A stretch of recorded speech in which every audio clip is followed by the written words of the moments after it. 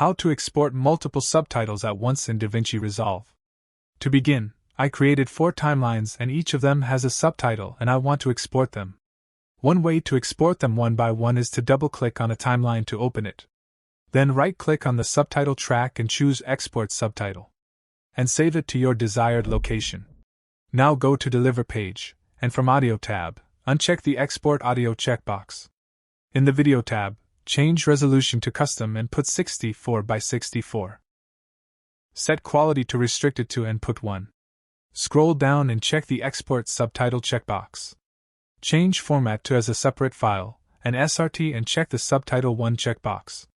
Now click on this 3 dots button and choose Save as New Preset. Give it a name and click OK. Go back to the Edit page. Select your timelines in the Media pool, right-click on one of them, Timelines, Add to Render Queue using, and select your preset. Set a location for exported files and click Select Folder. Now go to the Deliver page, click anywhere empty in the Render Queue panel, then click on Render All button.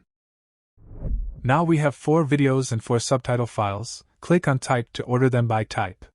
Select video files and remove them.